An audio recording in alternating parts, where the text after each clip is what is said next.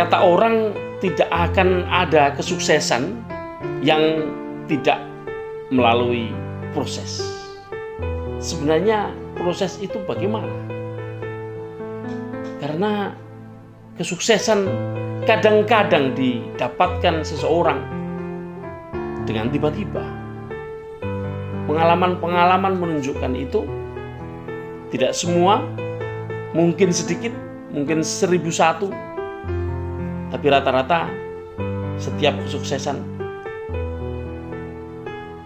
dicapai dengan proses yang namanya perjuangan.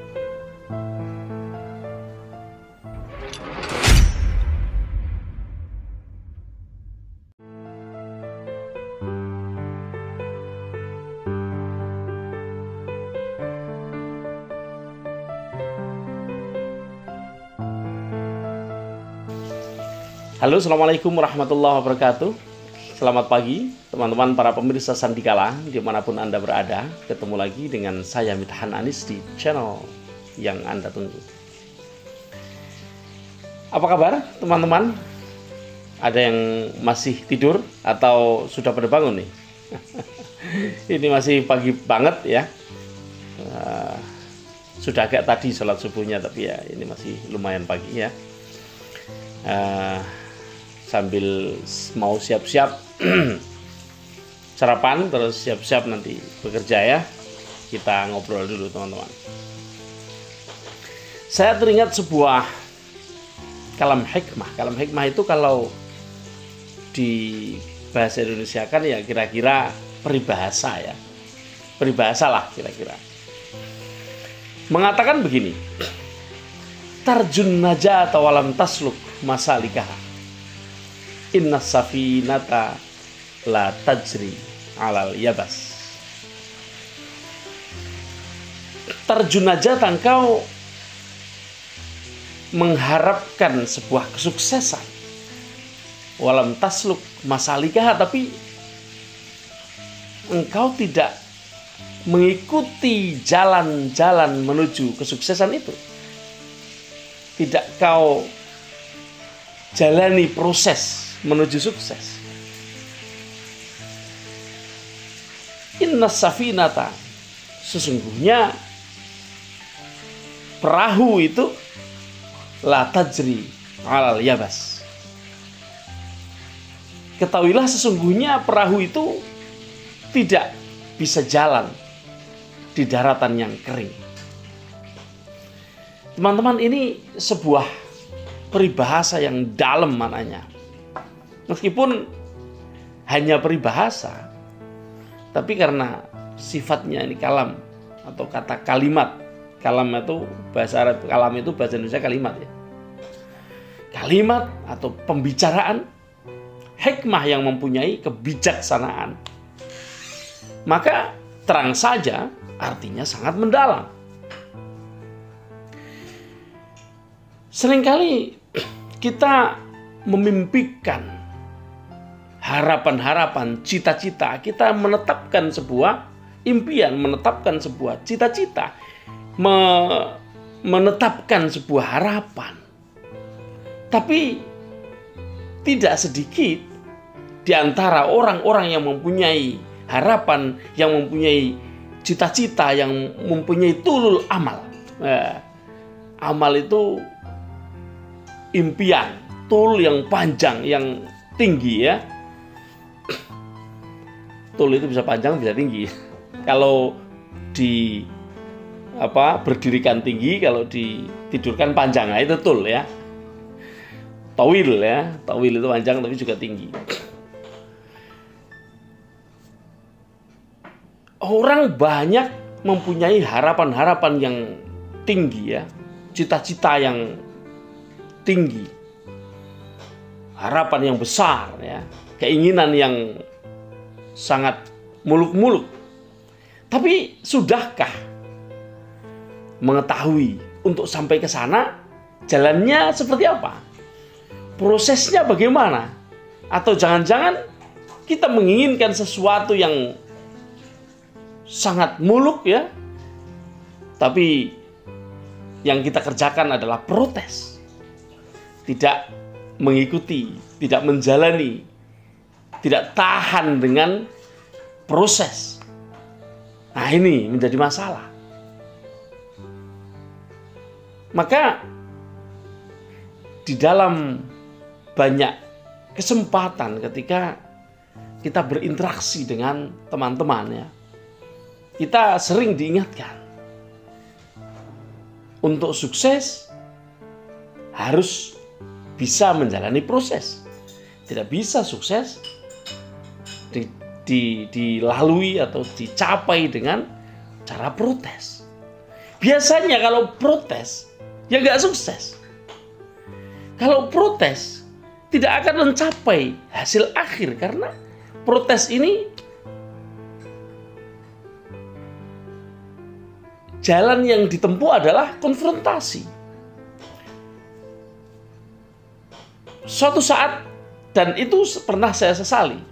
Saya cerita sedikit, tahun 2015, di mana sebuah jalan utama di Cilacap, tempat di mana waktu itu saya mempunyai atau saya menempatkan toko jam saya ada di sebuah jalan boulevard ya.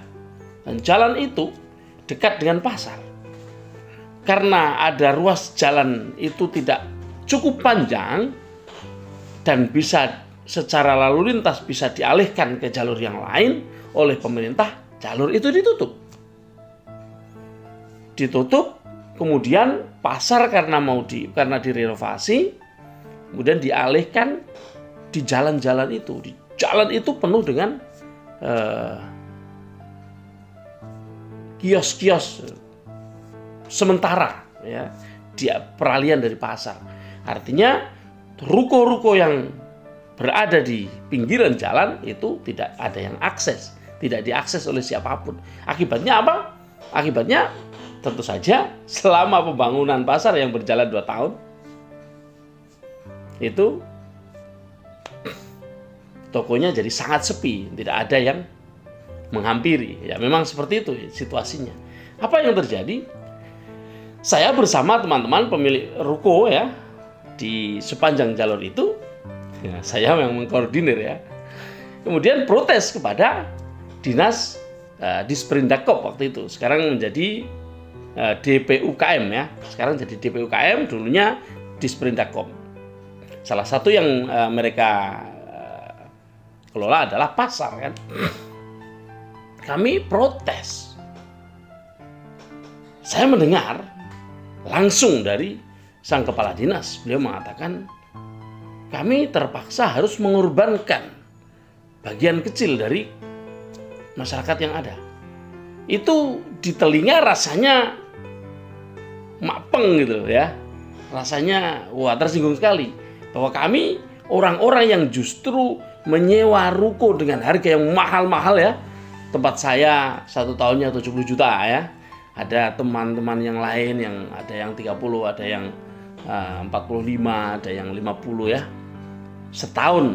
Bayangkan 2 tahun tidak produktif padahal kami hanya sewa 3 tahun. Artinya tahun pertama produktif, 2 tahun yang berikutnya sampai selesai tidak produktif. Itu rasanya marah luar biasa. Dari situ kita protes. Akhirnya apa? Kita tidak mendapatkan apa-apa. Karena protes sehingga tidak mendapatkan apa-apa. Bayangkan seandainya dengan sedikit lobby kemudian mengabaikan rasa sakit dikorbankan ya, bisa saja saya kemudian mungkin di luar. Nah ini tidak biasa saya lakukan, makanya waktu itu saya tidak melakukan itu. Karena bareng-bareng ya kami bertemu dengan kepala dinas dan kami emosi karena dikorbankan ya. Seandainya tidak melakukan itu, kemudian saya berpikir, sebenarnya sudah terpikir tapi tidak saya lakukan karena saya merasa wah kalau saya melakukan itu saya mengkhianati teman-teman. Sebenarnya ada jalan lain. Saya mungkin cukup diam. Kebetulan seorang koordinator, seandainya bukan koordinator mungkin saya melakukannya, tapi saya tidak melakukan itu. Saya bisa aja diam-diam setelah forum selesai, saya balik lagi ketemu kepala dinas, ayolah untuk mengganti ketidakproduktifan saya ya, yang punya ruko yang bisa dikatakan paling mahal di situ, ayolah diganti dengan proyek, misalnya proyek pembangunan apa gitu, atau pengadaan apa, kan bisa banget karena punya bendera, punya CV kan. Nah di sini saya tidak melakukan itu karena memang saya berpikir ketika kalau saya melakukan itu saya mengkhianati teman-teman. Padahal kalau semua teman-teman kami bawa semua, ya nggak akan mencukupi itu.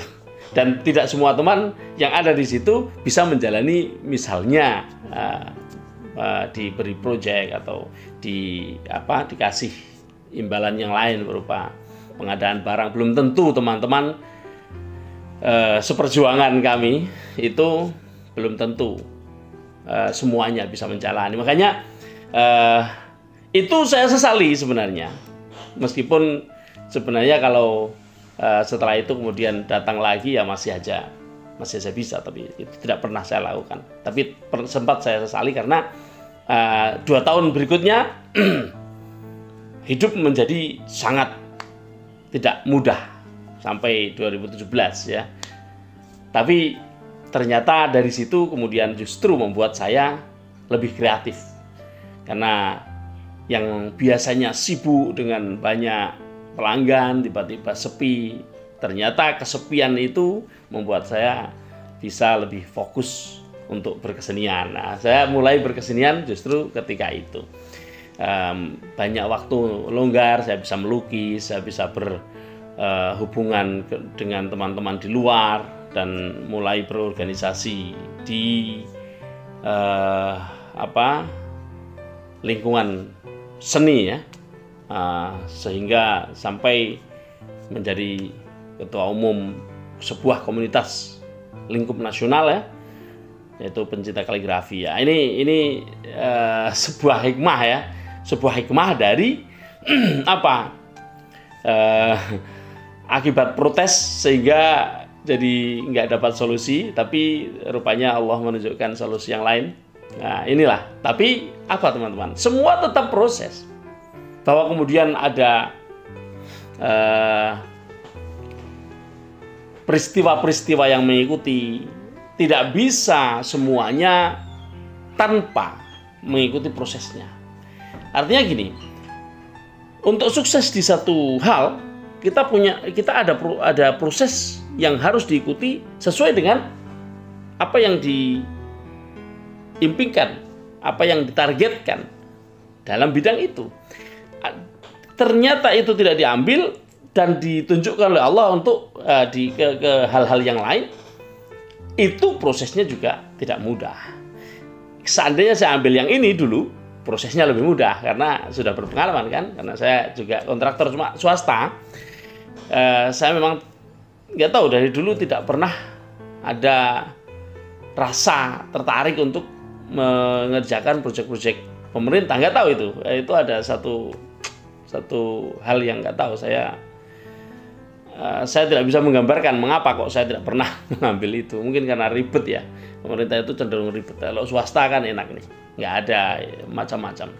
Misalnya laporan-laporannya juga, laporan progresnya apa segala macam kan tidak sejelimet pemerintah. Juga modalnya bisa dimodalin. Kalau pemerintah kan nggak harus modal sendiri. Nah itu satu hal yang oke lah, saya tidak melakukan itu. Tapi ini sebuah pengalaman teman-teman ya, bahwa innas safinata la tajri 'alal yabas itu benar-benar bisa kita bisa kita asosiasikan kepada sebuah perjuangan, bahwa tidak ada perjuangan yang instan, tidak ada perjuangan yang akan sukses tanpa dilalui proses-prosesnya. Makanya kalau kita dalam perjuangan apapun itu, apakah itu memperjuangkan hak atau memperjuangkan sebuah cita-cita, atau memperjuangkan sebuah harapan, atau memperjuangkan sebuah idealisme, apakah itu kaitannya dengan kehidupan sosial, atau kaitannya dengan pendidikan, atau kaitannya dengan kehidupan ekonomi, semuanya atau branding ya, personal branding juga ya, semuanya tidak akan bisa kita raih kalau kita hanya berangan-angan saja. Tulul amal itu angan-angan yang terlalu panjang tanpa disertai, tanpa dibarengi dengan perjuangan. Perjuangan itulah yang kita sebut sebagai proses menuju sukses. Selamat pagi, salam sukses.